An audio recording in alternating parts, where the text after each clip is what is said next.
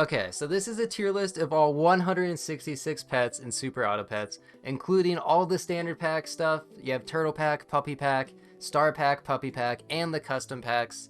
So yeah, this is all of them ranked in a tier list: S tier, A tier, B tier, C tier, and D tier. I'm not gonna go over every single pet. I did that on stream and it took 3 hours.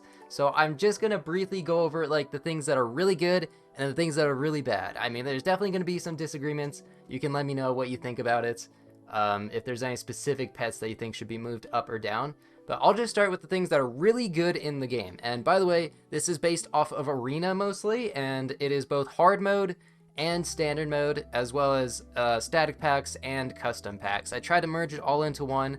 It can be kind of tricky. There are some pets that are really good in like custom packs, like Muskox, but they're not super amazing in just the standard golden pack, but still not really a terrible unit.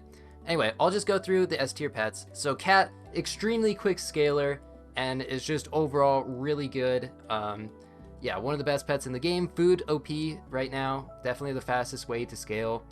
And then you have Blobfish. I think a Blobfish pill gaining 2/2 and experience for 4 gold on turn 5 is just absolutely crazy. You can compare this to spending 5 gold for a Crow buy sell, and you that's just, it's cheaper, it gives more stats, and it's a tier earlier. So Blobfish, really amazing right now. Also, if you happen to go with like Pteranodon, you can get double value out of it if you Blobfish pill with that. Seal, a really nice scaler and awfully consistent with Squirrel, because if you have like a level 2 Squirrel, everything just costs 1 gold and you can just cycle all the foods onto it. So you can cycle between like garlic, steak, whatever, and you just get a whole bunch of stats. So a very consistent way to scale is to go Squirrel Seal, and that gets you to 50/50s pretty quickly. You'll see that a lot in just standard pack, I feel like, or a turtle pack. Melon, still really amazing. You can get a tier 6 on turn 7 or a tier 6 equipment.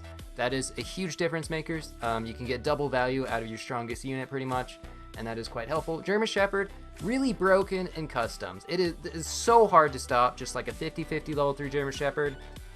The spawns are pretty much 50 attack, and so if you don't have any abilities, you just lose to German Shepherd. It is really easy to get a German Shepherd build to become super OP. The problem is, of course, you have to scale the German Shepherd, but once it actually gets scaled, it is really hard to counter, and one of the best teams you can have.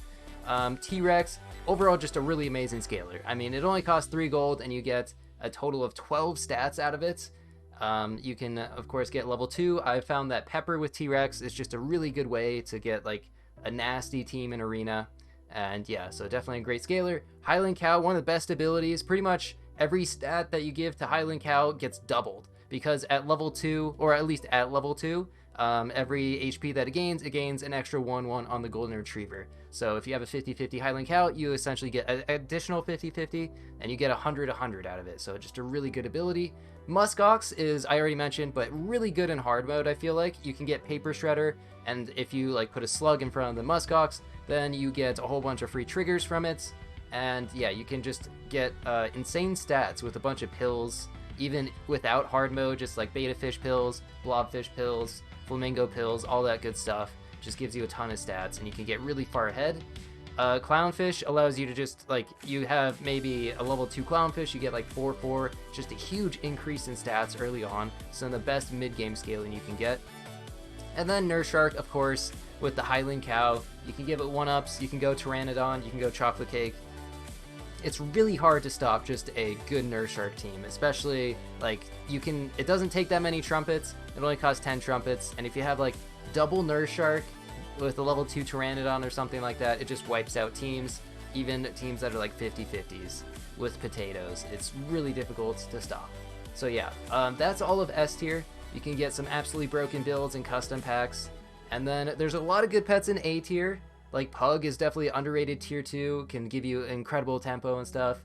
And Leopard, I think, is a great way to win in Arena as well. Just to go like Tiger Leopard and try to get a 50/50. And that's a fairly consistent way to win in hard mode, I found.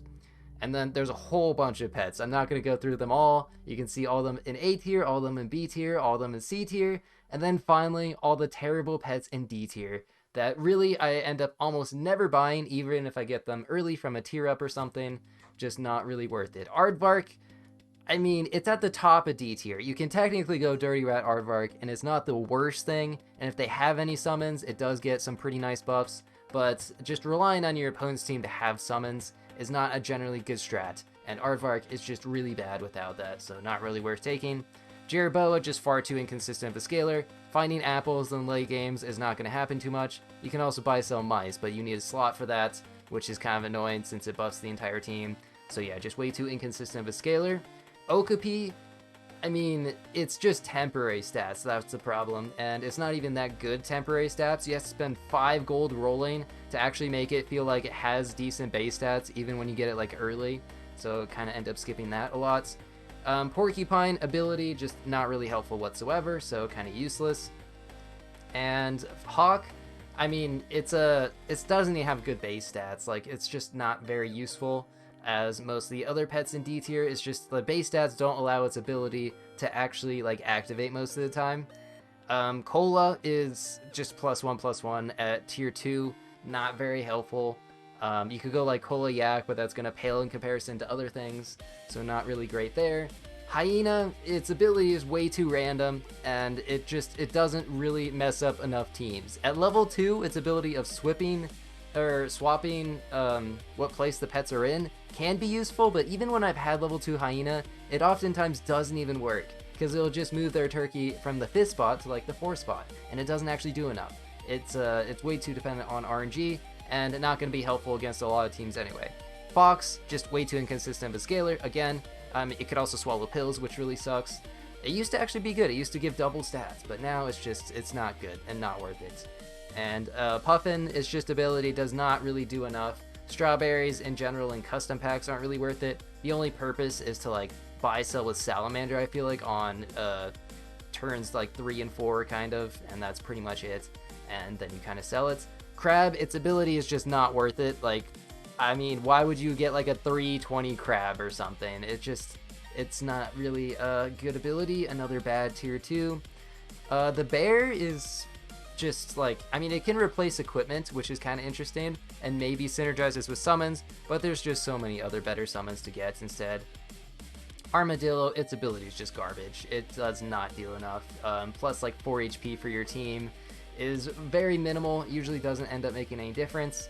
Vulture, I mean, its ability, it has to kill something, which is really difficult to do, and its reward is just not high enough, so it's not really worth taking. And then Sloth is the last unit, which might be a controversial take, but it's a 1/1 with no ability. So it's actually kind of bad, but somehow I keep taking it. I'm not really sure why. Anyway, that's a quick overview for the tier list. Feel free to let me know what your thoughts are about it, and thanks for watching.